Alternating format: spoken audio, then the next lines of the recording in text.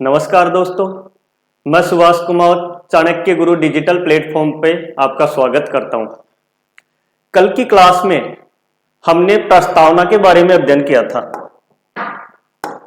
कल की क्लास की बात करें, प्रस्तावना के बारे में हमने अध्ययन किया। एक बार कल की क्लास को वापस दोहरा लेते हैं।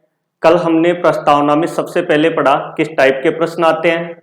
उसमें हमने देखा प्रस्तावना के परिचय से रिलेटेड प्रश्न आते हैं, प्रस्तावना के शब्दों को लेकर प्रश्न आते हैं, शब्दों के क्रम को लेकर प्रश्न आते हैं, संशोधन से संबंधित, न्यायिक वाद से संबंधित, प्रस्तावना के महत्व को लेकर काफी प्रश्न पूछे जाते हैं। फिर उसके बाद हमने पढ़ा प्रस्तावना क्या है। प्रस्तावना भारतीय संविधान का परिचय है, भारतीय संविधान का सार है, भारतीय संविधान का संक्षिप्त रूप है, भारतीय संविधान की कुंजी, भारतीय संविधान की आत्मा है। जैसा कि N.A. पालकीवाला ने प्रस्तावना को संविधान का परिचय पत्र कहा, तो K.M. मुंशी है, उन्होंने प्रस्तावना को संविधान की राजनीतिक कुंडली कहा। तो दूसरी बात करते हैं, ठाकुर दुर्गादास भार्गव है, उन्होंने प्रस्तावना को संविधान की आत्मा की संज्ञा दी। उसके बाद हमने प्रस्तावना के अलग अलग शब्दों की चर्चा की। उसमें पहला शब्द हमने पढ़ा था हम भारत के लोग, यानी प्रस्तावना की जो शुरुआत होती है हम भारत के लोग शब्द से होती है, जिसका अर्थ है कि यह संविधान ब्रिटिश सरकार द्वारा थोपा नहीं गया है, बल्कि भारत की जनता द्वारा पारित किया गया है। इसलिए भारतीय संविधान की शक्तियों का जो स्रोत है वो भारत की जनता है, यानी संविधान अपनी शक्तियां किससे ग्रहण करता है? भारत की जनता से। जब संविधान जनता द्वारा पारित किया गया है, शक्तियों का स्रोत भारत की जनता है, इसका मतलब भारत की जो संप्रभुता है वो किसमें निहित है? जनता में निहित है। उसके बाद हमने दूसरे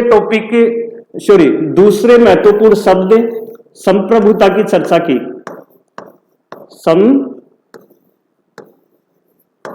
संप्रभुता,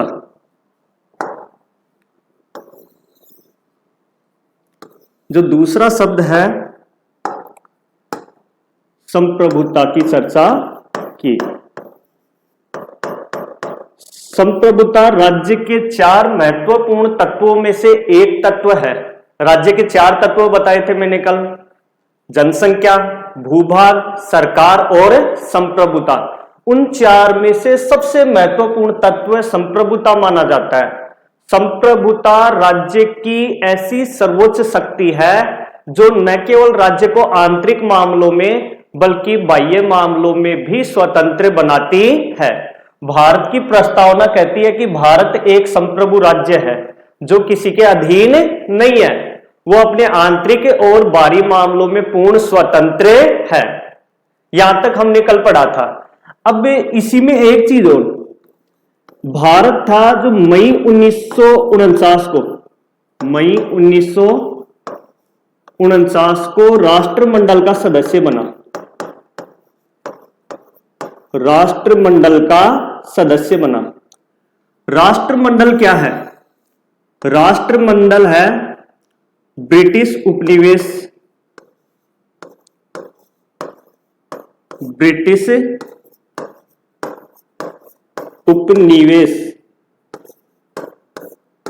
रह चुके देशों का समूह है।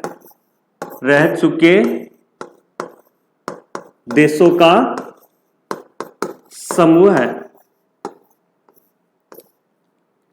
जिसका अध्यक्ष कौन होता है?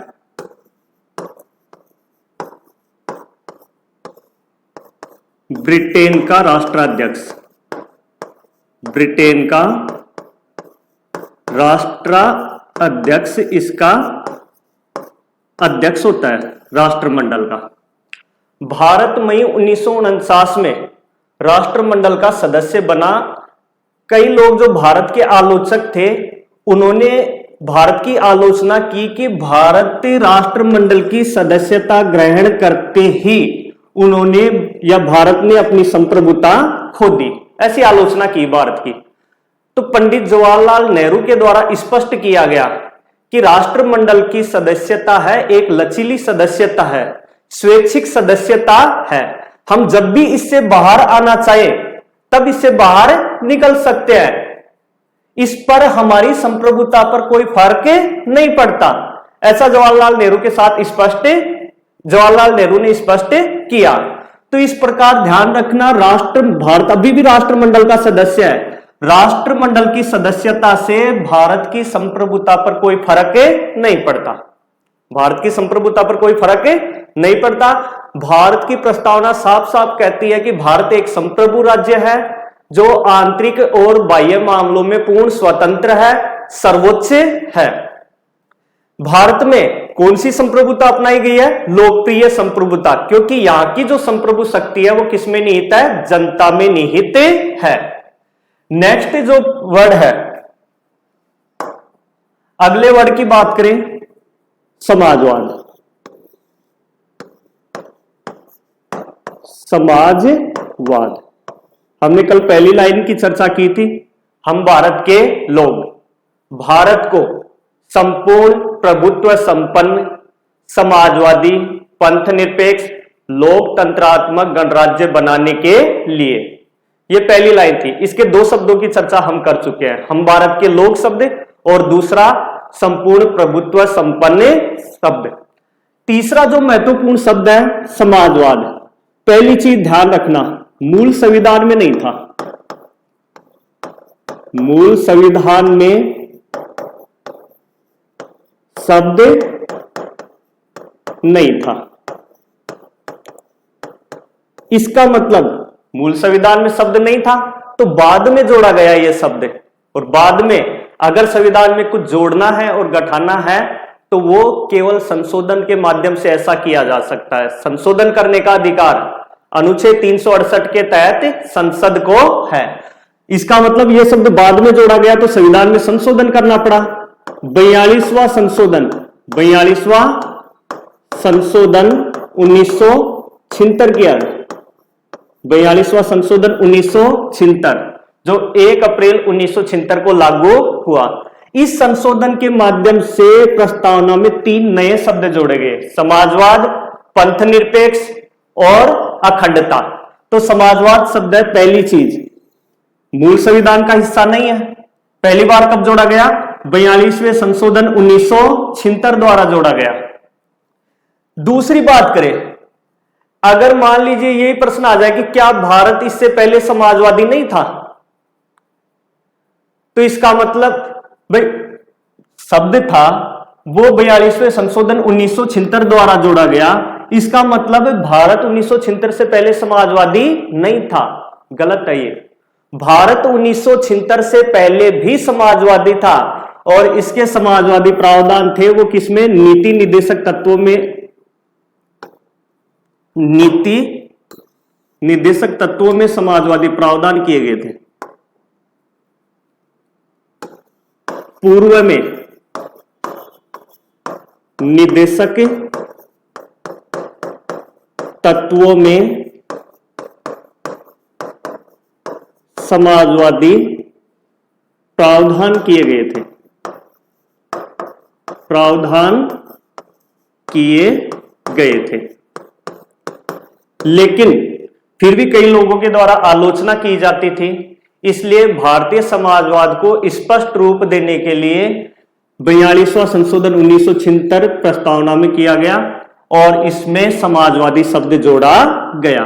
अब आगे बात करते हैं हम, वास्तव में समाजवाद है क्या और भारत में समाजवाद के कौन से स्वरूप को अपनाया गया है। इसकी बात करें तो इससे पहले अर्थव्यवस्था के आधार पर हम 2 व्यवस्थाओं की बात करते हैं।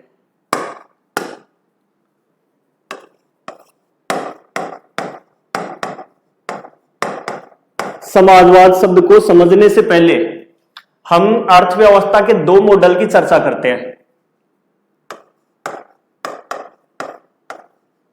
अर्थव्यवस्था के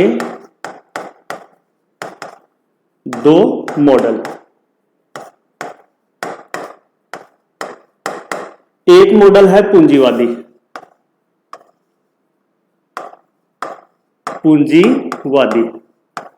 और दूसरा जो मॉडल है समाजवादी।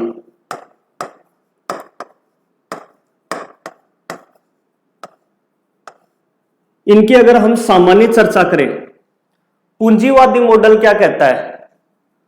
पूंजीवादी मॉडल है, इसका प्रतिनिधित्व अमेरिका करता है। यह कहता है कि समाज के जितने भी संसाधन हैं, राष्ट्र के जितने भी संसाधन हैं, उन संसाधनों को निजी हाथों में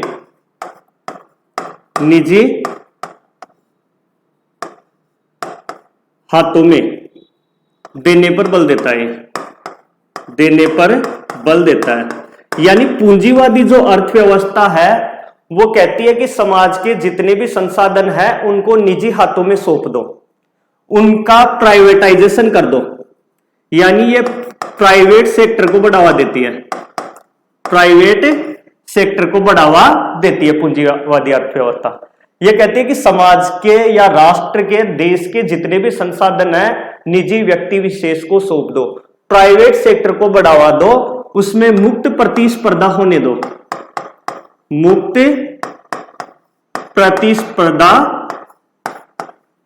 होने दो।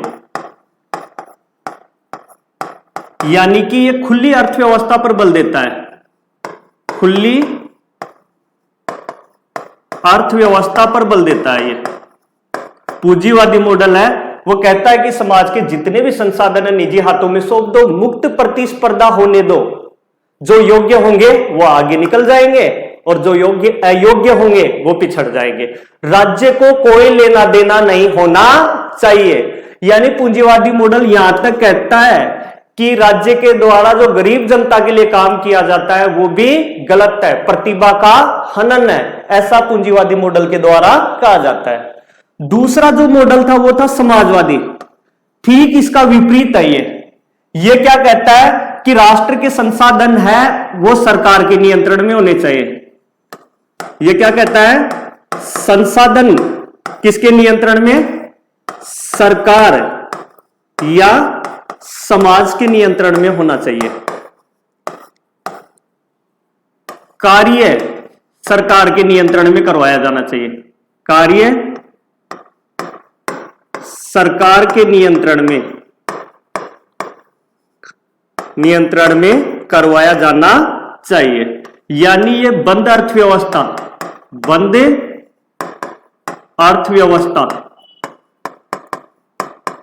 या फिर राज्य नियंत्रित अर्थव्यवस्था पर बल देता है। समाजवादी मॉडल है, वो कहता है कि भाई राज्य के जितने भी संसाधन हैं वो सरकार के नियंत्रण में होना चाहिए, निजी व्यक्ति विशेष के नियंत्रण में नहीं होना चाहिए। जितने भी उद्योग धंधे हैं उन पर सरकार का, समाज का नियंत्रण होना चाहिए। जो भी कार्य करवाया जा रहा है वो सरकार के नियंत्रण में करवाया जाना चाहिए। कहने का अर्थ है समाजवादी मॉडल है वो बंद अर्थव्यवस्था पर बल देता है, राज्य नियंत्रित अर्थव्यवस्था पर बल देता है। जब भारत आजाद हुआ 15 अगस्त 1947 को, भारत के साथ साथ अनेक अफ्रीकी और एशियाई देश भी आजाद हुए। आजादी के साथ साथ भारत को गिफ्ट के रूप में गरीबी मिली। अपने आप में बहुत बड़ी चुनौती थी कि गरीबी को कैसे दूर किया जाए।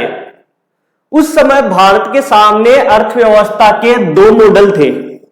उस समय भारत के सामने अर्थव्यवस्था के कितने मॉडल थे? दो मॉडल थे। एक पूंजीवादी मॉडल था, एक पूंजीवादी मॉडल था जो कहता था कि राष्ट्र के जितने भी संसाधन हैं उनको निजी हाथों में सौंप दो, मुक्त प्रतिस्पर्धा होने दो, खुली प्रतिस्पर्धा होने दो। जो योग्य होंगे वो संसाधनों का भरपूर उपभोग करेंगे और जो अयोग्य होंगे वो संसाधनों से वंचित रह जाएंगे, वो अपनी अयोग्यता के बल पर वंचित हो जाएंगे। राज्य को इससे कोई लेना देना नहीं होना चाहिए। जबकि दूसरा भारत के समक्ष जो मॉडल था वो था समाजवादी मॉडल। यह क्या कहता था कि राष्ट्र के जितने भी संसाधन हैं वो सरकार के नियंत्रण में होना चाहिए, समाज के नियंत्रण में होना चाहिए। जो काम करवाया जा रहा है वो सरकार के नियंत्रण में करवाया जाना चाहिए। निजी सेक्टर को बिल्कुल समाप्त करने पर बल देता है। ये बंद अर्थव्यवस्था पर बल देता है, राज्य नियंत्रित अर्थव्यवस्था पर बल देता है। भारत के अनेक विद्वान थे, वो कह रहे थे कि भारत को पूंजीवादी मॉडल अपनाना चाहिए। यानी ऐसे विद्वान जो उद्योगों के समर्थक थे, जो भारत का तेजी से आर्थिक विकास करना चाहते थे, वो चाहते थे कि भारत को गरीबी दूर करने के लिए पूंजीवादी मॉडल अपनाना चाहिए। जबकि जो समाज के प्रत्येक तबके को समान बनाना चाहते थे या फिर गरीबी को निचले स्तर से उठाना चाहते थे, ऐसे विद्वानों ने समाजवादी मॉडल का समर्थन किया। भारत ने बीच का रास्ता अपनाया, न वो पूर्ण रूप से पूंजीवाद की ओर गया और न वो पूर्ण रूप से समाजवाद की ओर गया, बल्कि भारत ने दोनों का मिश्रित रूप अपनाया। दोनों का मिश्रित रूप अपनाया। कुछ अच्छी बातें पूंजीवाद से ग्रहण की और कुछ अच्छी बातें समाजवाद से ग्रहण की, और इस प्रकार भारत ने मिश्रित अर्थव्यवस्था को अपनाया। भारत के द्वारा कौन सी अर्थव्यवस्था को? मिश्रित अर्थव्यवस्था को अपनाया, जो लोकतांत्रिक समाजवाद पर बल देती है। लोकतांत्रिक समाजवाद पर बल देती है। तो भारतीय जो समाजवाद है वो पूर्ण समाजवाद नहीं है, बल्कि लोकतांत्रिक समाजवाद है, जिसमें सार्वजनिक क्षेत्र के साथ साथ निजी क्षेत्र को भी प्रोत्साहन दिया गया है, जिसमें समाजवादी व्यवस्था के साथ साथ पूंजीवादी तत्वों को भी समाहित किया गया है। यहां पर दोनों साथ साथ चलते हैं। सार्वजनिक क्षेत्र के साथ साथ कुछ महत्वपूर्ण बुनियादी उद्योग है वो सरकार के नियंत्रण में है, जबकि कुछ छोटे उद्योग है उनका प्राइवेटाइजेशन कर दिया गया है, निजी हाथों में दे दिया गया है। इसलिए जो भारतीय अर्थव्यवस्था है वो मिश्रित अर्थव्यवस्था है, जो कौन से समाजवाद पर बल देती है? लोकतांत्रिक समाजवाद पर बल देती है। लोकतांत्रिक समाजवाद पर बल देती है। अनेक बार प्रश्न पूछा जाता है, भारत में कौन से समाजवाद को अपनाया गया है? लोकतांत्रिक समाजवाद को अपनाया गया है। आगे बात करें 1991 की बात करें, 1991 की अगर बात करें, भारत में आर्थिक संकट आया। आर्थिक संकट से उभरने के लिए सरकार ने विश्व बैंक, अंतर्राष्ट्रीय मुद्रा कोष से सहायता मांगी। अंतर्राष्ट्रीय मुद्रा कोष और विश्व बैंक था, उन्होंने कह दिया कि हाँ भाई हम आपकी सहायता करने के लिए तैयार हैं, लेकिन आपको कुछ शर्तें माननी पड़ेगी हमारी। आपको कुछ शर्तें माननी पड़ेगी हमारी, तभी हम आपकी आर्थिक सहायता करेंगे। और वो शर्तें क्या थी? उन्होंने कहा कि आप उदारीकरण को अपनाओ, उदारीकरण को अपनाओ, आप निजीकरण को अपनाओ, निजीकरण को अपनाओ, आप वैश्वीकरण को अपनाओ, वैश्वीकरण को अपनाओ, तभी हम आपकी सहायता करेंगे, अन्यथा आपकी सहायता नहीं करेंगे। वही बात हो गई, मरता क्या नहीं करता। भारत को मजबूरी में उदारीकरण, निजीकरण, वैश्वीकरण की नीतियां अपनानी पड़ी। कब अपनाई? 1991 में। और इन नीतियों ने भारतीय समाजवाद के स्वरूप को थोड़ा लचीला बना दिया, भारत को लोकतांत्रिक समाजवाद से धीरे धीरे पूंजीवाद की ओर धकेल दिया। तो हालांकि इन नीतियों ने भारत को, भारतीय समाजवाद को थोड़ा लचीला बनाया है, लेकिन आज भी भारत पूंजीवादी राज्य नहीं है, बल्कि भारत में लोकतांत्रिक समाजवाद को अपनाया गया है, जो मिश्रित अर्थव्यवस्था पर बल देता है। अब इन्होंने लचीला कैसे बनाया, पूंजीवाद की ओर कैसे धकेला, ये देखो। उदारीकरण का मतलब तो क्या होता है? अर्थव्यवस्था में ढील देना, अर्थव्यवस्था में ढील देना। यानी पहले अगर हम बात करें कोई भी प्राइवेट उद्योग स्थापित करना चाहता था, अनेक प्रकार के लाइसेंस या अनेक प्रक्रियाओं से उसे गुजरना पड़ता था। उन्होंने कहा, विश्व बैंक और अंतर्राष्ट्रीय मुद्रा कोष ने कहा कि भाई आप अपनी अर्थव्यवस्था में ढील दो, ये आपने लाइसेंसीकरण की जो हार्ड पद्धति अपनाई है या अनेक प्रक्रियाएं निर्धारित की है उद्योग स्थापित करने के लिए, ये उद्योगपतियों को निरुत्साहित करती है। इसलिए आप अपनी अर्थव्यवस्था में ढील दो, उदारीकरण को अपनाओ, ताकि ज्यादा से ज्यादा उद्योग निजी क्षेत्र में स्थापित हो सके। निजीकरण का मतलब है प्राइवेट सेक्टर को बढ़ावा देना, प्राइवेट सेक्टर को बढ़ावा देना। निजीकरण की नीति का मतलब है उद्योग धंधों को ज्यादा से ज्यादा प्राइवेट हाथों में देना, निजी व्यक्ति विशेष को देना। वैश्वीकरण का मतलब है अर्थव्यवस्था को अन्य देशों के लिए खोलना, अर्थव्यवस्था को अन्य देशों के लिए खोलना, देशों के लिए खोलना। यानी वैश्वीकरण की नीति कहती है कि भाई आप राज्य नियंत्रित अर्थव्यवस्था मत अपनाओ, बल्कि दूसरे देशों को भी अपने देश में निवेश करने की अनुमति दो, अपने देश में व्यापार करने की अनुमति दो।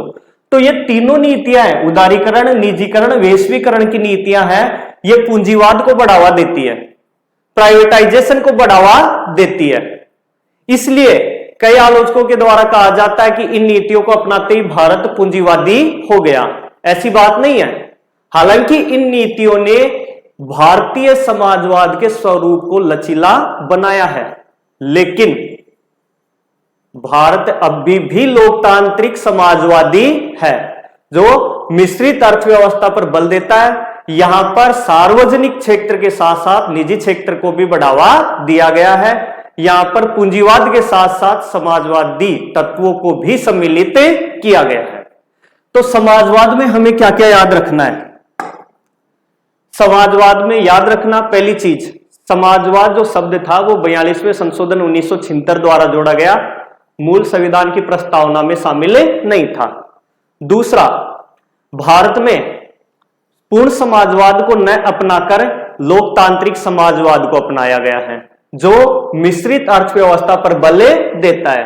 और तीसरी चीज, 1991 में जो उदारीकरण, निजीकरण, वैश्वीकरण की नीतियां अपनाई है, उन्होंने भारतीय समाजवाद के स्वरूप को क्या बनाया है? लचीला बनाया है। यहां तक ठीक है? आगे बढ़ते हैं।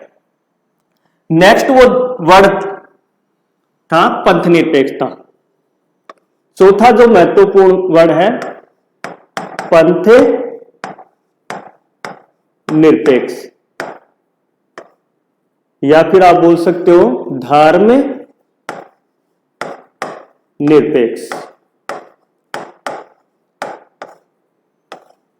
यानी हमने पहली लाइन याद की थी, हम भारत के लोग भारत को संपूर्ण प्रभुत्व संपन्न समाजवादी पंथ निरपेक्ष लोकतंत्रात्मक गणराज्य बनाने के लिए, उसमें 3 शब्दों की हम चर्चा कर चुके हैं। हम भारत के लोग, दूसरा संप्रभु और तीसरा समाजवाद। अपना चौथा जो वर्ड है वो है पंथ निरपेक्ष या धर्म निरपेक्ष। इसमें भी पहली चीज हम देखें, यह शब्द भी मूल संविधान में नहीं था। शब्द मूल संविधान में नहीं था, संविधान में नहीं था। कब जोड़ा गया? वही 42वें संशोधन 1976 द्वारा जोड़ा गया। मूल संविधान का हिस्सा नहीं है, 42वें संशोधन 1976 द्वारा जोड़ा गया। अब यहां पर मान लो कि आपसे प्रश्न पूछ ले, चूंकि यह शब्द 42वें संशोधन 1976 से पहले भारतीय संविधान में पंथ निरपेक्ष शब्द नहीं था। अब मान लीजिए आपसे प्रश्न पूछ ले कि भारत धर्मनिरपेक्ष राज्य कब बना? अधिकतर का आंसर होगा 1976 को, लेकिन ऐसा नहीं है। भारत 1976 से पहले भी पंथ निरपेक्ष राज्य था। 1976 से पहले भी पंथ निरपेक्ष राज्य था, क्योंकि मूल अधिकारों में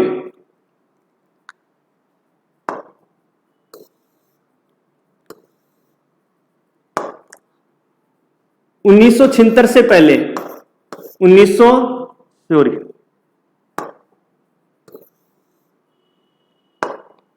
1976 से पहले मूल अधिकारों में सभी धर्मों को मान्यता दी गई थी। मूल अधिकारों में पंथ निरपेक्षता संबंधी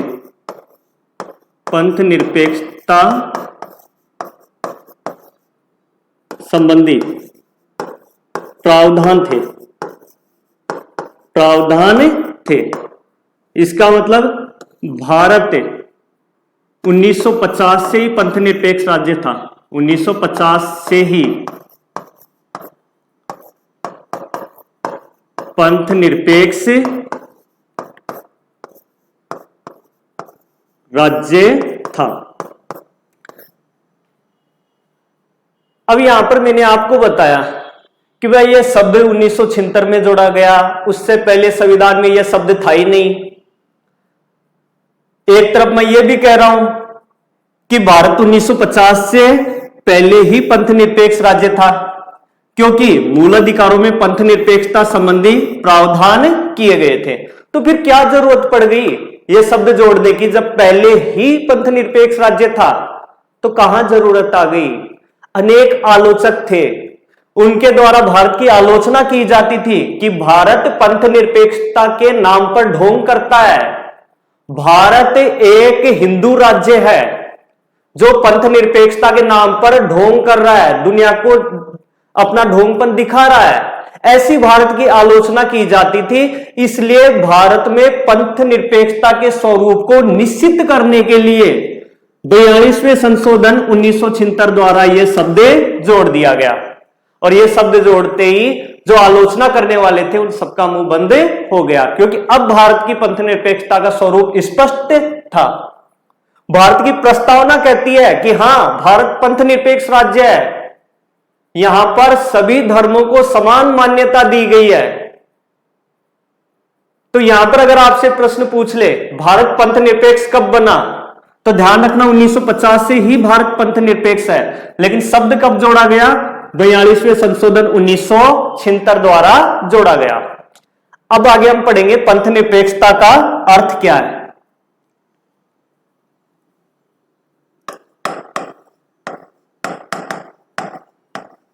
पंथ निरपेक्ष, या फिर इसे हम क्या बोल सकते हैं? धर्म निरपेक्ष। धर्म निरपेक्ष। अब हम इसके अर्थ को देखेंगे, इसका अर्थ वास्तव में क्या है। पिछली रीट एग्जाम में यहां से प्रश्न आया भी था, भारत एक धर्म निरपेक्ष राज्य है क्यों? तो ध्यान रखना, धर्म के आधार पर राज्य 3 प्रकार का है। धर्म के आधार पर राज्य कितने प्रकार का है? 3 प्रकार का।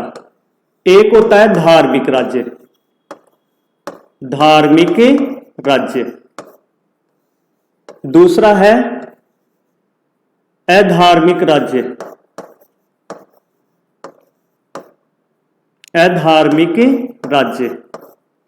और तीसरा है धर्मनिरपेक्ष राज्य, धर्मनिरपेक्ष राज्य।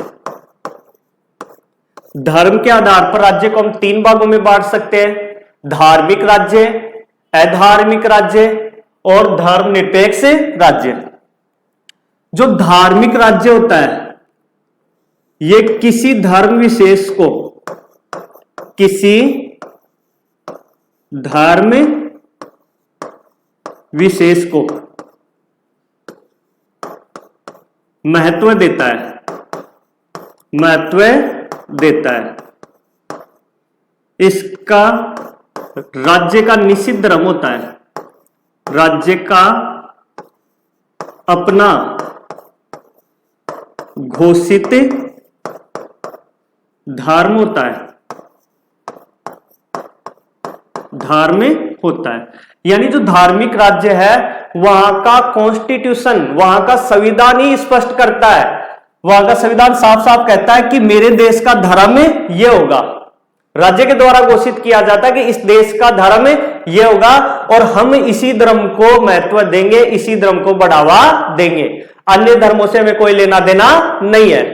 अब इसके उदाहरण के तौर पर बात करें, उदाहरण वर्तमान में अगर बात करें तो पाकिस्तान है, श्रीलंका भी है, पाकिस्तान है, श्रीलंका है, या हम खाड़ी देशों की बात करें, खाड़ी देशों की, यानी पाकिस्तान का जो राज्य है या कॉन्स्टिट्यूशन है वो साफ साफ कहता है कि भाई हमारा तो इस्लाम धर्म है, हम केवल इसी को बढ़ावा देंगे। इधर श्रीलंका है, उसने भी बौद्ध धर्म को मान्यता दे रखी है, खाड़ी देश है वो भी इस्लाम धर्म को मान्यता दे रखी है, इनके अपने धर्म है। दूसरा जो होता है अधार्मिक राज्य, ना खुद धर्म को मानता है, ना खुद धर्म को मानता है और न जनता को अनुमति देता है, न जनता को अनुमति देता है। अधार्मिक राज्य है वो धर्म के प्रति उदासीन होता है। राज्य न तो खुद धर्म को मानता है, न वो धर्म को बढ़ावा देता है और साथ ही न ही जनता को धर्म मानने की अनुमति देता है। पूर्व के जो सर्वाधिकारवादी राज्य थे वो धर्म के प्रति उदासीन थे, धर्म को बढ़ावा नहीं देते थे, वो अधार्मिक राज्य कहलाते थे। उदाहरण के तौर पर कार्ल मार्क्स था, उसने धर्म को जनता की अफीम बताया, जो जनता को मेहनत करने से रोकता है, भीरू बनाता है, ऐसा कार्ल मार्क्स कहा करते थे। तो अधार्मिक राज्य, पूर्व के सर्वाधिकारवादी राज्य इसके उदाहरण है। तो यहां पर दो हो गए, एक तो धार्मिक राज्य हमने पढ़ा, किसी धर्म विशेष को महत्व देता है, राज्य का अपना धर्म होता है। अधार्मिक राज्य न खुद मानता है न जनता को मानने की अनुमति देता है। भारत में ये दोनों चीजें ही नहीं पाई जाती। भारत के अगर अभी तक के अनुभव के आधार पर देखो तो हम कभी किसी धर्म के साथ भेदभाव नहीं करते, हमारे साथ सब धर्मों के लोग पढ़ते हैं, सबके साथ समान बर्ताव किया जाता है। तो भारत न तो धार्मिक राज्य है न अधार्मिक राज्य है, बल्कि भारत कैसा राज्य है, एक धर्मनिरपेक्ष राज्य है।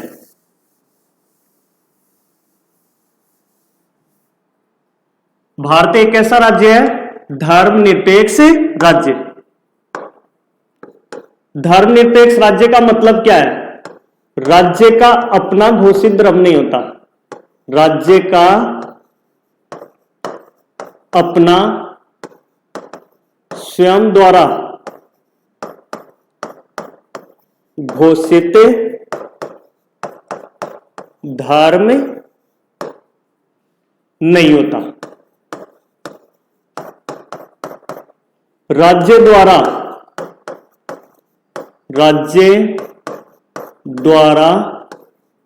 सभी धर्मों को समान मान्यता दी जाती है, समान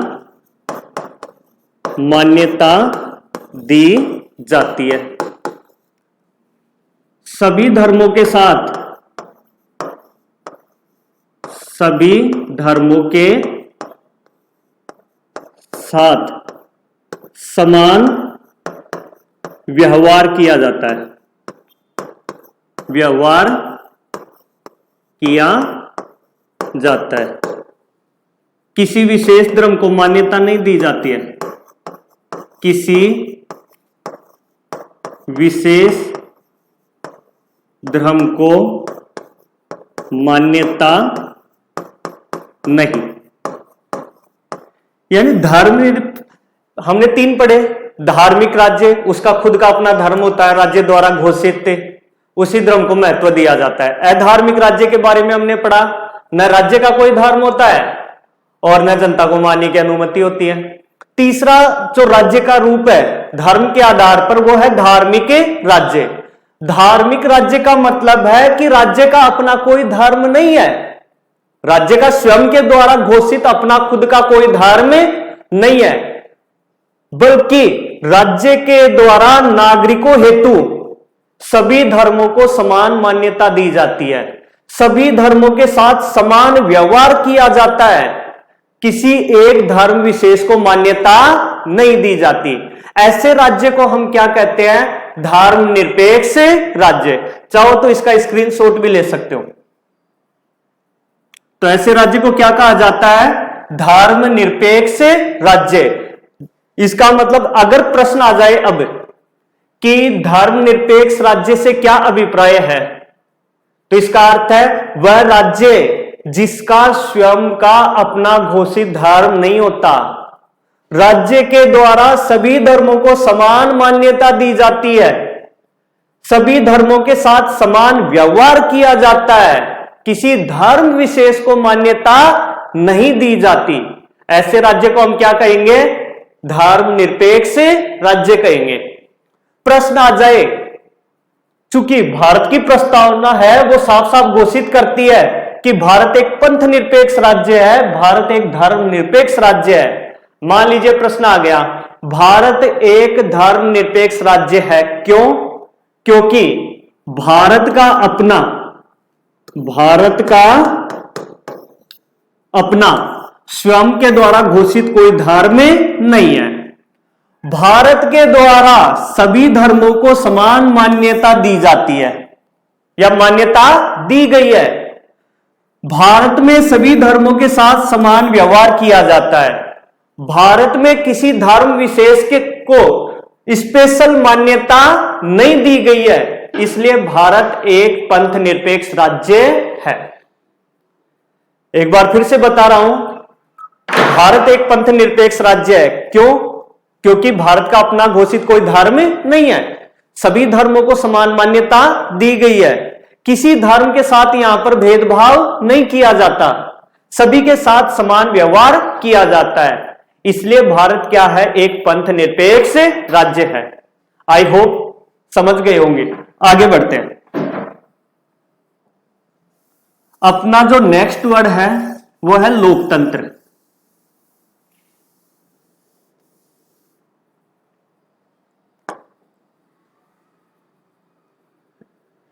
अगला जो महत्वपूर्ण शब्द है वो है लोकतंत्र। लोकतंत्र भारत की प्रस्तावना घोषित करती है कि भारत एक लोकतंत्रात्मक राज्य है, और लोकतंत्र की आपने फेमस परिभाषा तो जो अब्राहम लिंकन की है वो तो सुनी रखी होगी, जनता का, जनता के द्वारा, जनता के लिए शासन। इसका मतलब लोकतंत्र क्या है? जनता का शासन, जनता का शासन। तो भारत की प्रस्तावना के अनुसार भारत में लोकतंत्र को अपनाया गया है, यहां पर जनता का शासन है। अब देखो, लोकतंत्र जनता का शासन है, जो अब इसके भी दो रूप, लोकतंत्र की बात करें हम, अभी तक इसके दो रूप अपनाए गए हैं, लोकतंत्र के दो रूप अपनाए गए हैं। एक है प्रत्यक्ष लोकतंत्र, प्रत्यक्ष लोकतंत्र, दूसरा है अप्रत्यक्ष लोकतंत्र, अप्रत्यक्ष लोकतंत्र। इसको आप प्रतिनिधि लोकतंत्र भी बोल सकते हो, प्रतिनिधि लोकतंत्र। तो लोकतंत्र है, जनता का शासन है। अभी तक के इतिहास में लोकतंत्र के दो रूप सामने आए हैं, एक प्रत्यक्ष लोकतंत्र और दूसरा अप्रत्यक्ष या प्रतिनिधि लोकतंत्र। जो प्रत्यक्ष लोकतंत्र है, इसका मतलब क्या है? जनता द्वारा प्रत्यक्ष शासन, जनता द्वारा प्रत्यक्ष शासन,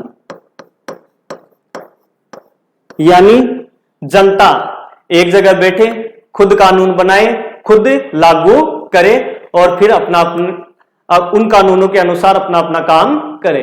यानी जनता द्वारा जब प्रत्यक्ष शासन किया जाता है, खुद शासन किया जाता है, ऐसे लोकतंत्र को हम क्या बोलते हैं? प्रत्यक्ष लोकतंत्र बोलते हैं।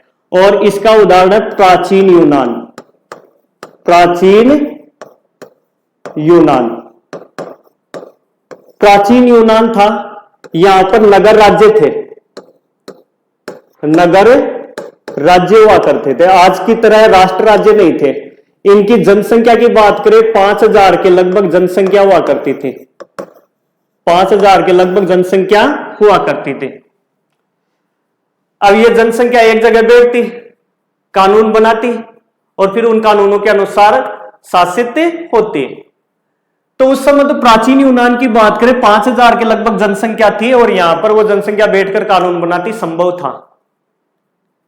दूसरे इसके उदाहरण की बात करें, वर्तमान स्विट्जरलैंड, वर्तमान स्विट्जरलैंड, इसको प्रत्यक्ष लोकतंत्र का घर भी कहा जाता है। प्रत्यक्ष लोकतंत्र का घर कहा जाता है स्विट्जरलैंड को। यहां पर भी प्रत्यक्ष लोकतंत्र को अपनाया गया है। हालांकि प्राचीन यूनान की तरह तो नहीं अपनाया गया, लेकिन यहां पर प्रत्यक्ष लोकतंत्र के कुछ साधन अपनाए गए हैं, जैसे कि जनमत संग्रह है, रिकॉल है, ऐसे साधनों को अपनाया गया है। इसलिए स्विट्जरलैंड को हम प्रत्यक्ष लोकतंत्र का क्या कहते हैं? घर कहते हैं। इसके अलावा भारत की ग्राम सभा, भारत की ग्राम सभा, इसमें भी हमें प्रत्यक्ष लोकतंत्र के दर्शन होते हैं। अब ग्राम सभा वास्तव में है क्या? ग्राम पंचायत सर्किल के वयस्क मतदाताओं का समूह, वयस्क मतदाताओं का समूह।